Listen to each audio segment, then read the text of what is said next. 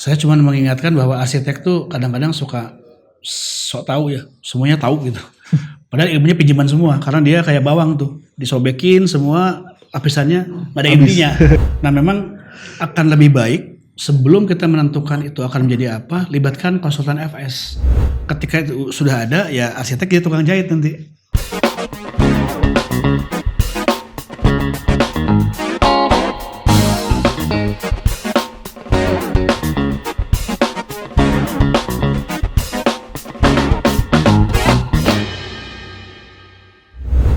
Halo Sobat Bisnis, sekarang saya sudah ada di Kota Bandung dan sekarang saya sudah ada di kantor IAI Jabar. Nah, kita akan ngobrol-ngobrol seputar tentang IAI atau Ikatan Arsitek Indonesia. Mungkin Sobat Bisnis beberapa waktu lalu di awal tahun 2022, ingat ya, ada sayembara desain IKN. Nah, itu melibatkan Ikatan Arsitek Indonesia.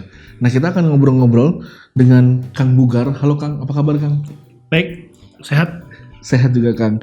Kang Bugar ini adalah Ketua Umum IAI Nasional. Kang, kalau bicara tentang IAI, bisa dibilang ini jadi salah satu wadah ya, perkumpulan dari para arsitek. Sebenarnya secara umum fungsi dan tujuan IAI ini seperti apa sih Kang? Mungkin Sobat Bisnis di rumah ada yang belum tahu, atau mungkin Sobat Bisnis ada yang bercita-cita untuk menjadi arsitek, biar punya gambaran gitu Kang. IAI itu apa sebenarnya Kang? Baik, IAI itu sudah 64 tahun ya. Jadi tahun 17 September 1959 di Bandung dulu didirikan, itu sekelompok arsitek muda berkumpul untuk membuat paguyuban ya. Namun sejak adanya Undang-Undang Arsitek, Undang-Undang Nomor 6 Tahun 2017, IAI merupakan satu-satunya yang diberi amanat oleh undang-undang untuk pembinaan arsitek Indonesia. Jadi kami saat ini sudah ada di 34 provinsi plus satu perwakilan Singapura. Dalam waktu dekat mungkin Hong Kong dan Uni Eropa juga akan ada. Kami mengelola kurang lebih 25.000 anggota saat ini, dan IAI sebetulnya bertanggung jawab untuk menjaga kompetensi arsitek gitu ya. Jadi karena di 34 provinsi ini kan Indonesia bentangannya sangat luas ya. Jadi kita bertanggung jawab untuk pembinaan dan menaikkan kompetensi dari arsitek di Indonesia gitu. Yang mungkin perlu diingat adalah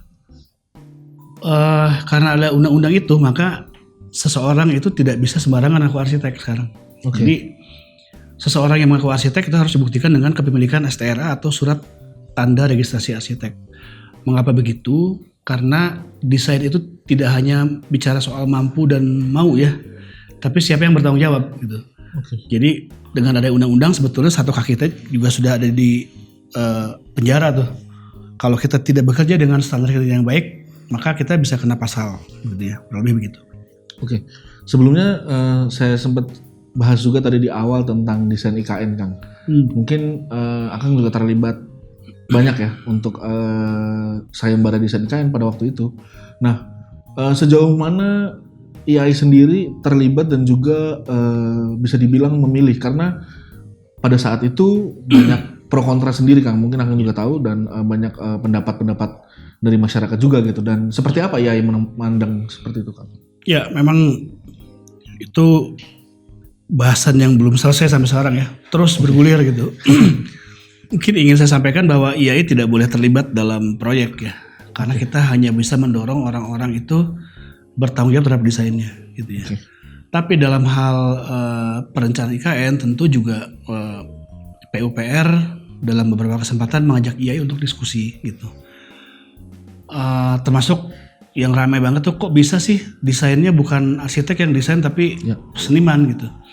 Saya perlu jelaskan bahwa Indonesia ini kan banyak macam ragam ya. Saya suka lotek, Mas suka gado-gado, Mbaknya suka apapun lah itu gitu ya.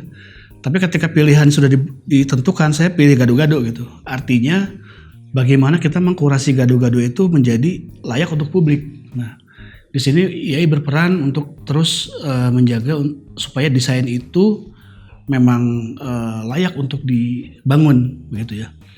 Dan per bulan Oktober yang lalu kebetulan saya mewakili IAI untuk Komite Keselamatan dan Keadalan Bangunan. Nah, tujuannya adalah memberikan penilaian untuk bangunan itu untuk bisa diteruskan ke tahap pembangunan atau tidak gitu.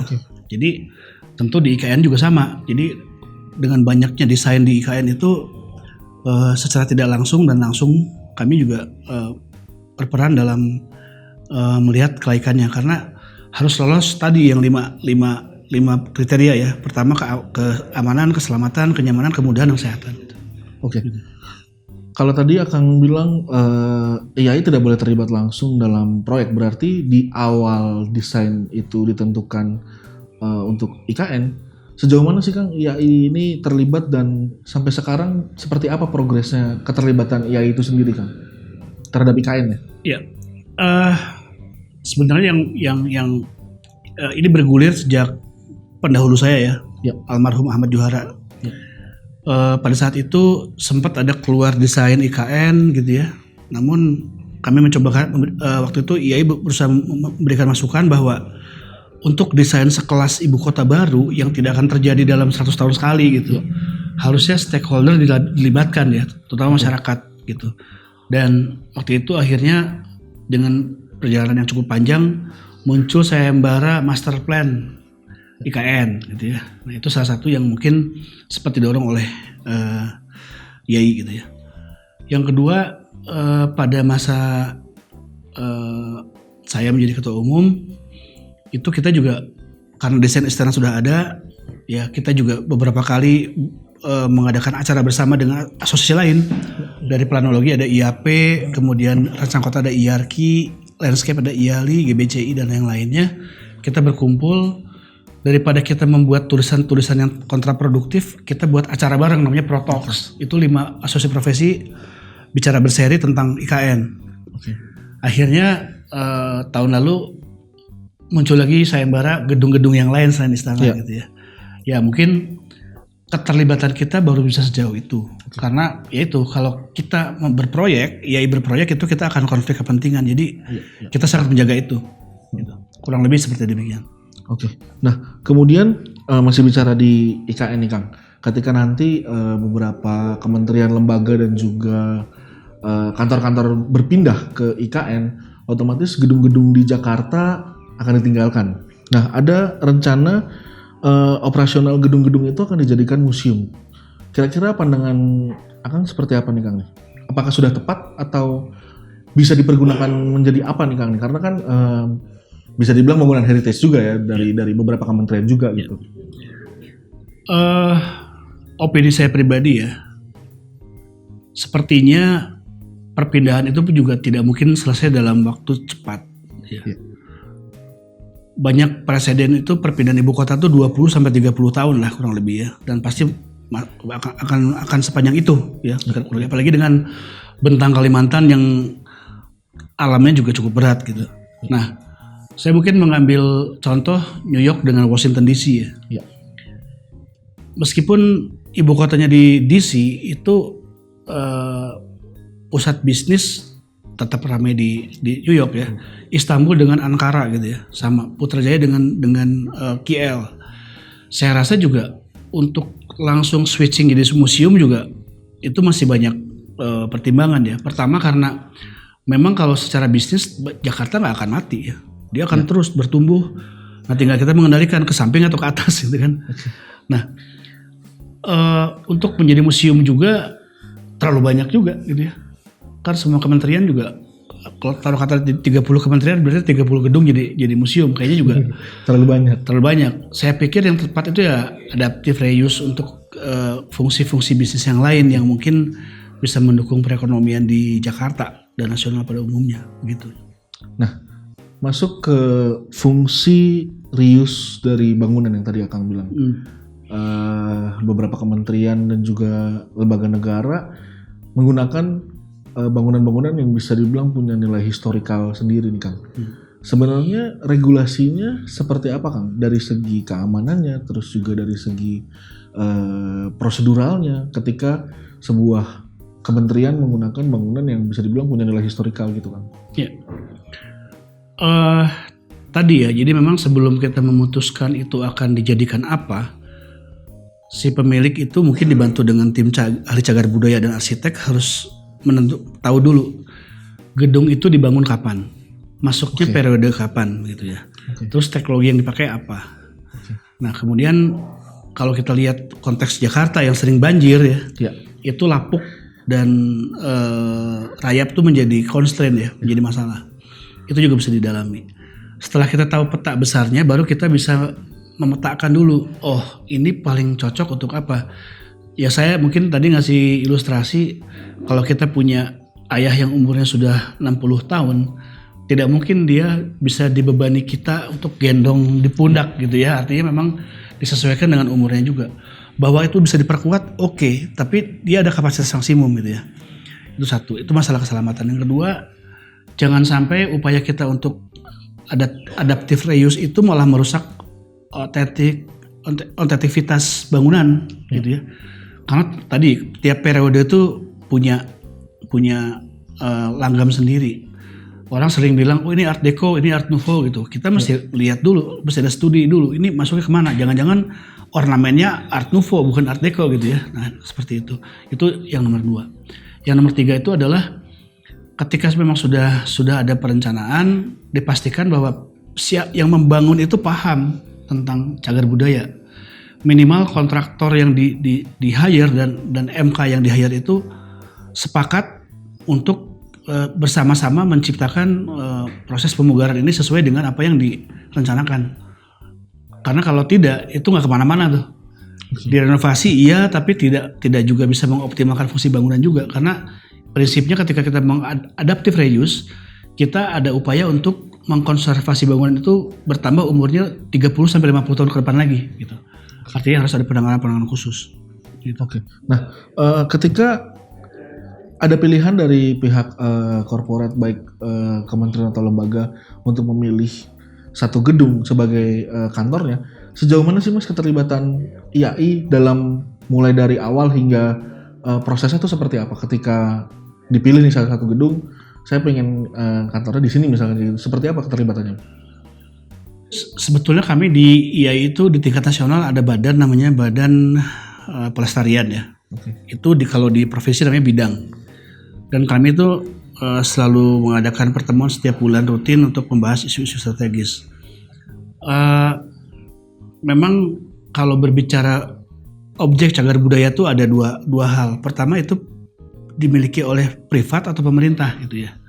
Ketika itu milik privat, kita tidak bisa intervensi lebih jauh karena itu kan ranahnya privat. Tapi ketika itu milik pemerintah, ya kita bisa mengadakan banyak cara, bikin sayembara gitu ya. Kemudian juga kita melakukan pendataan gitu ya.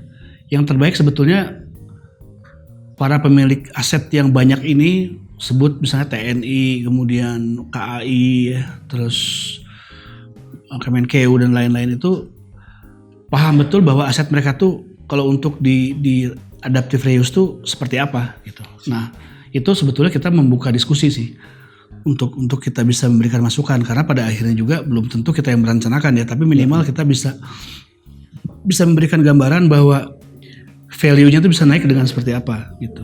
Oke. Nah, kalau dari Akang sendiri melihat bagaimana sih Kang cara untuk menjaga atau melestarikan bangunan-bangunan heritage? Seperti kita tahu mungkin ada beberapa kasus yang dia memugar bangunan tanpa ada izin, padahal itu termasuk bangunan heritage gitu. Seperti apa prosesnya dan juga regulasinya ketika orang harus tahu itu bangunan heritage atau bukan, dari mana kayak gitu Kang? Ya. Kalau untuk arsitek kita sudah memberikan pembekalan ya. Oke. Pembekalan itu rutin setiap kita ada namanya APDC, Architectural Advanced Professional Development Course, itu setiap 2 minggu sekali, 3 hari dalam seminggu, Selasa, Rabu, Kamis gitu ya. Pembekalan itu kita berikan secara bertahap untuk teman-teman tuh paham tentang regulasi, ya, regulasi dan kaitannya gitu. Yang pasti kalau itu didesain oleh seorang arsitek, kecil kemungkinan dia akan melanggar karena dia paham tentang regulasi itu. Ya. Tapi untuk masyarakat umum rasanya juga ada cara yang mudah gitu ya. Hampir semua kota tuh sudah punya website tentang indeks ya kawasan RDTR-nya. Kawasan cagar budaya di mana segala macam. Nah, tapi kalau untuk objek cagar budaya tuh harus dicari. Tidak semua kota punya.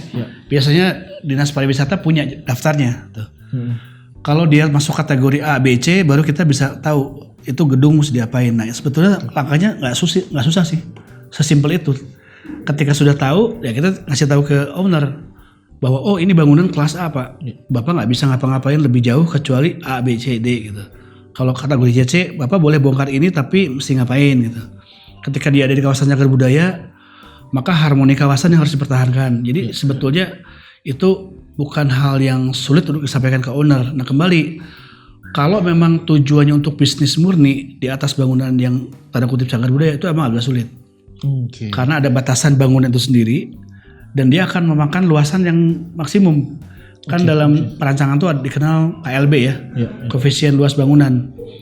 Misalnya KLB-nya 3 gitu ya, berarti dia cuma boleh 3 kali dari luas tanah gitu. Nah itu kalau untuk yang betul-betul bikin bisnis agak sulit. Karena dia tidak bisa mendapat sellable area yang besar. Tapi kalau si businessman itu punya sisi branding ya di situ, itu peluang besar. Karena sekarang tuh kan zamannya Instagranomic ya. Instaplace di foto, dikirim, kasih hashtag. Di saat yang sama tuh dia berlawanan dengan 7 juta orang di dunia yang punya hashtag yang sama gitu. Nah sebetulnya itu menguntungkan ya, cuman ya kita tidak bisa melihat bisnis as usual. Nah kemudian menurut Akang sendiri bagaimana sih Kang sebaiknya ketika kita ataupun di sekitar kita melihat bangunan cagar budaya yang mungkin sudah tidak terawat dan istilahnya tidak terurus gitu Kang. Apa yang mesti bisa kita lakukan sebagai wah sayang banget nih bangunan cagar budaya tapi tidak terawat gitu Kang. Ya. Kalau mau jujur sebetulnya banyak yang nakal juga. Sudah tahu dia kelas A, nggak bisa diapa-apain, dibiarin hancur. Tapi memang kita yang masih punya hati nurani sebetulnya ya tadi kembali kalau masalah private sulit ya karena itu kan private. Tapi kalau untuk aset pemerintah sebetulnya ini bisa dikerjasamakan. Sebagai contoh, misal saya dari IAI saya mau bikin MOU dengan KAI misalnya. Pak, saya minta Bapak KAI menyediakan tempat di sekian lokasi, kita adaptive reuse, misalnya BOT selama 30 tahun untuk sekretariat IAI provinsi gitu.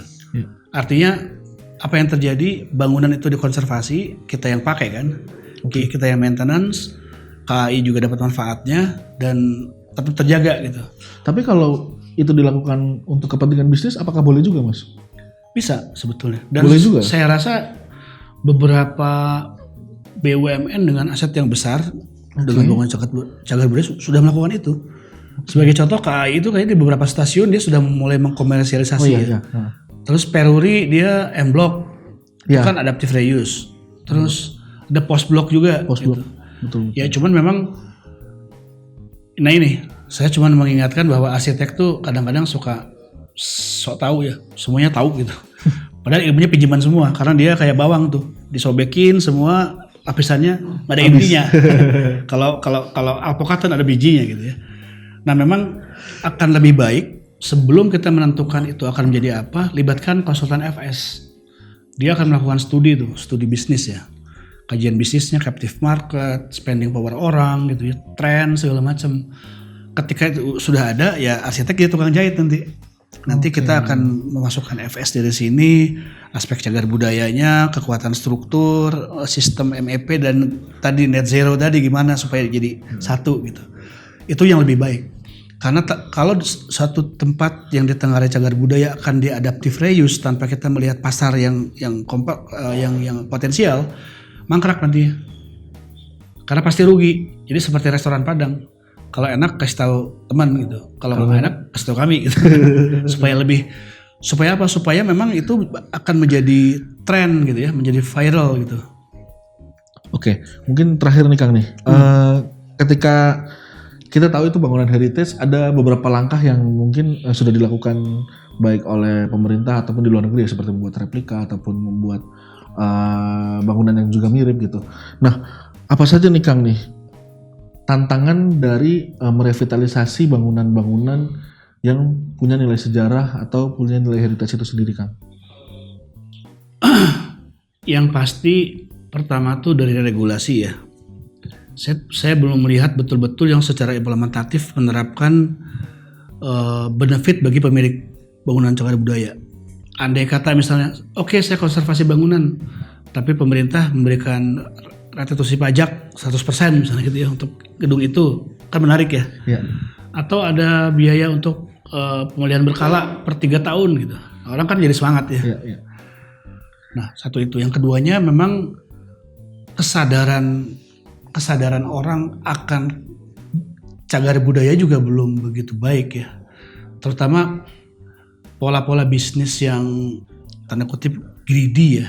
Karena menurut saya bukan masalah untung rugi itu, masalah mau atau enggak. Karena segala sesuatu juga tidak bisa dilihat secara Material